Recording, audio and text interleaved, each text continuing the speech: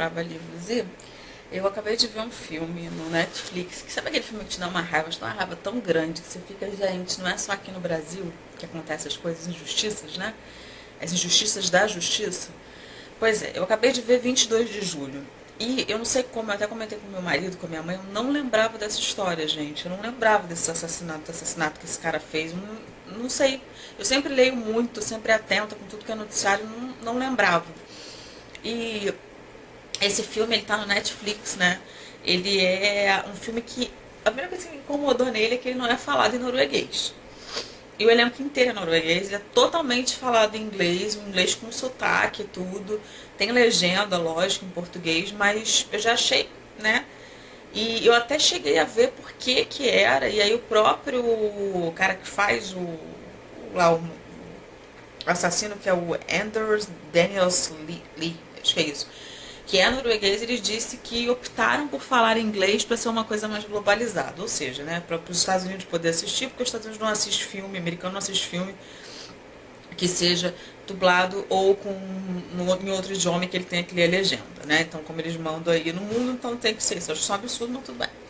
Então, vamos aí ao filme, se eu gostei, se eu não gostei. Cara, é uma história verídica, então, assim, já vou avisando que, lógico, vai ter spoiler que a gente vai discutir aqui.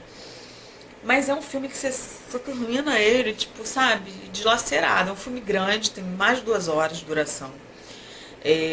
Contudo, você quer acompanhar, por mais que você comece, às vezes, a lembrar de alguns fatos, e eu procurei notícias e tudo, até para conversar com vocês, é um filme angustiante, por mais que você já saiba o final.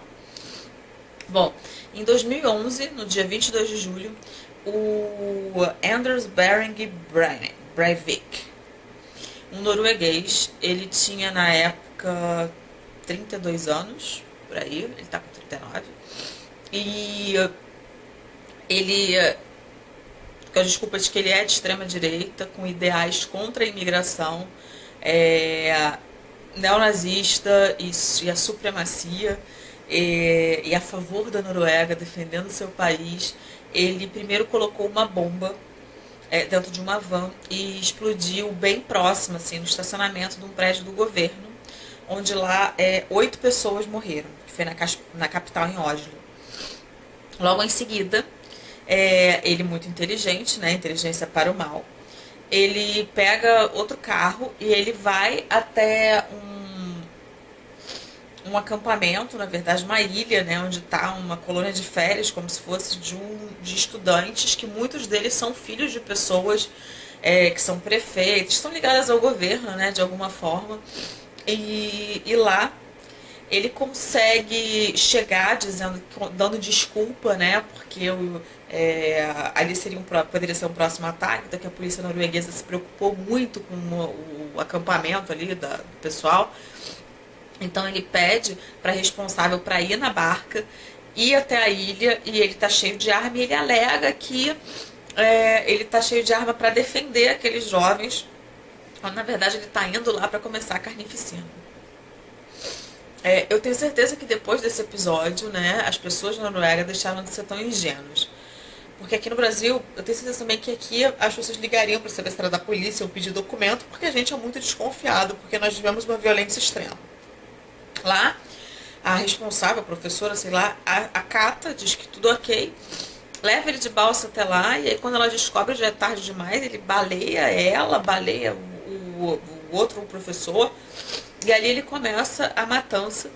E foram 69 pessoas em Utoya, que era lá esse lugar onde ele estava, essa outra cidade. As cenas são muito cruas, muito reais, assim, né? Você vê, o ator tá muito bem, que faz o papel do Anders. E você vê ele, sabe, vendo as pessoas com medo, correndo, e só recarregando a arma e só atirando. E as pessoas gritando, as pessoas tentando se defender, e vendo seus parentes morrendo. Tinha muito irmão, primo, tudo ali junto. E, cara, é desesperador, sabe? Você vê aquilo, saber que aquilo aconteceu, né? E é muito surreal. E aí o que fica mais surreal depois da situação é que o filme foca em alguns personagens, né? A gente vai focar aí em dois irmãos que um consegue escapar e o outro, apesar de levar 5 tiros, ele vai sobreviver, vai fazer uma reabilitação, vai aprender a andar e tudo. Ele é uma das testemunhas-chave. Vai focar também depois, eles vão conseguir prender o indivíduo. Ele é levado enfim, para prisão, pra delegacia lá, e quando ele chega lá, ele pede um cara específico. Esse cara não conhece ele é advogado, e eu até então não entendi por que esse cara aceitou defender ele. Tudo bem, né? Deve ser de repente uma questão, né, de ética no trabalho, mas eu concordo, eu acho que eu, Rafael, não defenderia. Até porque colocaria minha família em risco. Ele tem 5 filhos, os filhos começam a sofrer represália por ele estar defendendo um cara que matou 77 pessoas. Ele não tinha nenhum vínculo, ele deve ter pesquisado, visto que ele era o melhor e pediu esse cara. Então, é complicado, né? Assim, e a própria escola depois pede para esse pai tirar essas crianças da escola, que ninguém quer estudar com um homem que está defendendo uma pessoa, um monstro que matou 77 pessoas por causa de ideais muito loucos. E aí depois o que a gente vê é a recuperação, né, do menino e de como ele está sofrendo com tudo isso. E aí vai vir a parte do julgamento dele, né, gente? Então, assim, o filme, posso dizer que os primeiros 30 minutos, 40 minutos são a chacina lá, né, o que ele faz. Depois a gente tenta entender. E aí eu achei que o ator estava muito frio, muito com uma risada sarcástica. Eu pensei, eu não lembrava do cara. Eu fui ver alguns vídeos. O cara de verdade, né? O homem mesmo que fez isso, o monstro que fez isso, ele é mais louro, né? Ele não tem muitos traços físicos iguais ao do ator, mas ele realmente tem aquele jeito. Ele fez exatamente as coisas que a gente vê no filme. E o que são essas coisas? Primeiro, que ele, em nenhum momento ele se arrependeu do que ele fez. Segundo, que apesar do advogado ter falado para ele que ele poderia se safar nem passando pela prisão alegando insanidade, ele disse que não queria nada disso, que ele estava completamente são do que ele estava fazendo, que ele queria livrar, que os problemas da Noruega eram que o governo impunha, né, para os noruegueses, que eles deveriam aceitar o multiculturalismo, e que ele era contra isso. Então, que os problemas atuais da Noruega deviam-se a esses fatos. Depois ele também vai dizer no tribunal que ele começou essas ideias depois do 11 de setembro, né, de 2001, lá nos Estados Unidos, que ele se reuniu com um grupo de extrema-direita. Isso não é comprovado, né, em 2012, e que ele começou a ter essas ideias e as colocou em prática. Não, desculpa, gente, isso aconteceu em 2001. Desculpa. Ele começou em 2002. Vamos voltar. O atentado em Nova York foi 11 de setembro de 2001. E ele fez essa reunião um ano depois, em 2002. O atentado foi em 22 de julho de 2011 na Noruega. Corrigindo, então. E ele também não consegue provar isso, e é tudo muito dolorido pra gente que tá assistindo. Imagina pros pais desses adolescentes, desses jovens que perderam esses adolescentes, e pro próprio povo, né, que o primeiro-ministro fica impressionado com a frieza dele. Realmente ele é muito frio, e a cada vez que ele vai ao tribunal a gente fica mais impressionado com essa frieza desse cara. Ele em nenhum momento, como eu disse, sente remorso. Ele faz saudação nazista, né, aquele Heil Hitler, assim. E não chega a falar isso, mas coloca, né, quando ele é chamado, ele faz a saudação.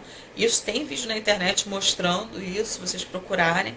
E eu vou colocar algumas fotos aqui, tá, que eu encontrar do cara de verdade, do filme. Vamos ver o que eu acho, como sempre eu coloco. E, gente, assim, agora é a Rafaela dando a sua opinião, tá, sobre legislação. Eu não sou da área de direito, mas aqui no Brasil, eu acho as penas muito brandas, né? Você vê tipo um Guilherme de Pádua e uma Paula Tomás que começaram a sua vida novamente, tiveram uma segunda chance, quando a Daniela Pérez não teve. Estou citando um caso famoso que eu me envolvi muito, eu era muito jovem, mas eu gostava da atriz, então eu sempre li tudo a respeito. E eu me vejo do lado de fora, assim, analisando. Uma pessoa que mata 77 pessoas, que não tem remorso nenhum,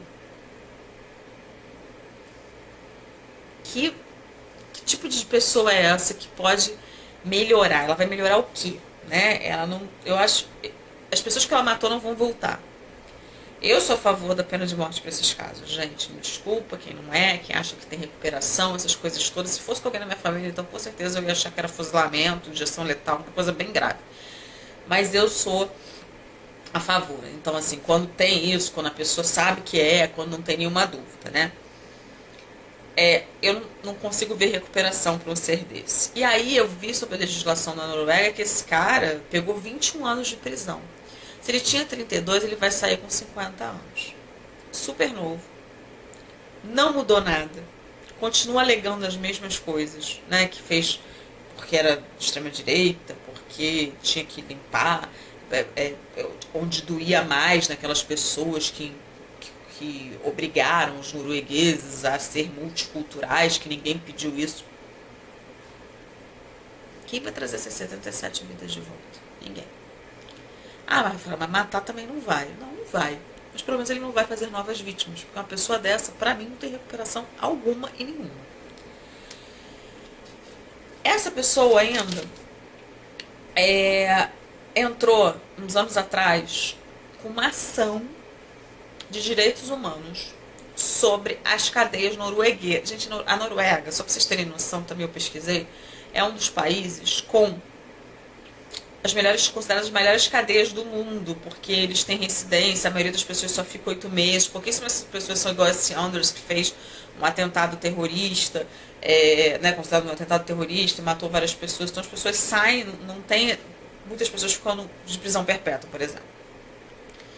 E aí ele entrou com uma ação onde ele dizia o seguinte, as queixas do cidadão, desse capeta, que ele está em uma cela isolada desde 2011, que isso não é correto. Isso eu tirei de uma matéria, tá, gente? Eu não tirei da minha cabeça, não.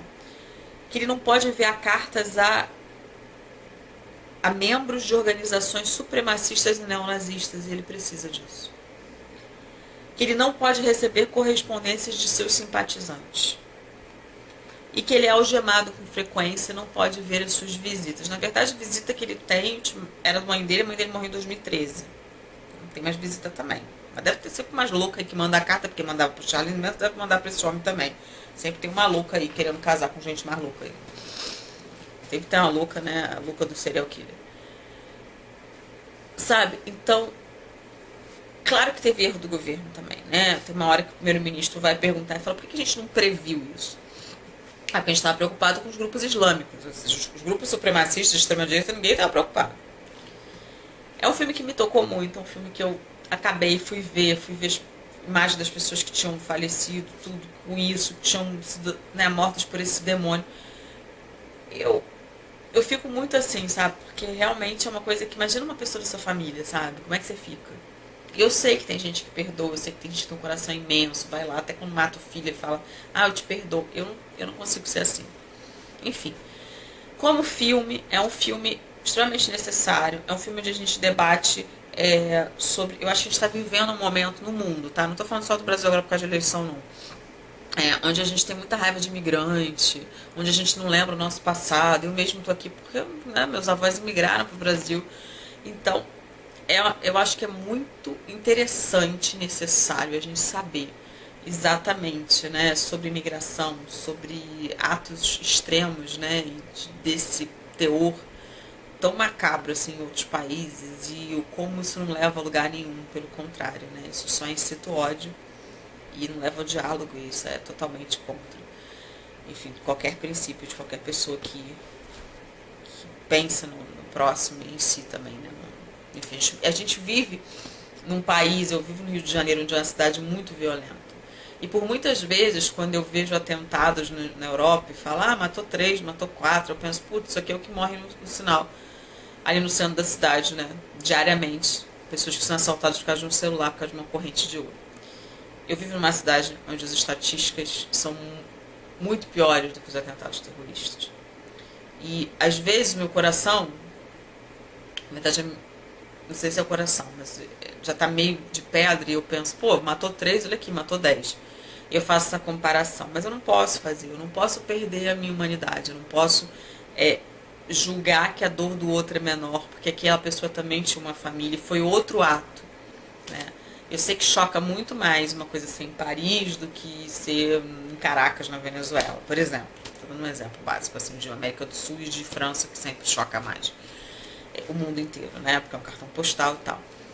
Mas aqui também era um cartão postal, né? Aqui era para ser uma cidade de paz. A gente não tem mais quase turista aqui, na verdade. Mora em Copacabana, um bairro a gente quase não vê mais turista, porque as pessoas têm medo.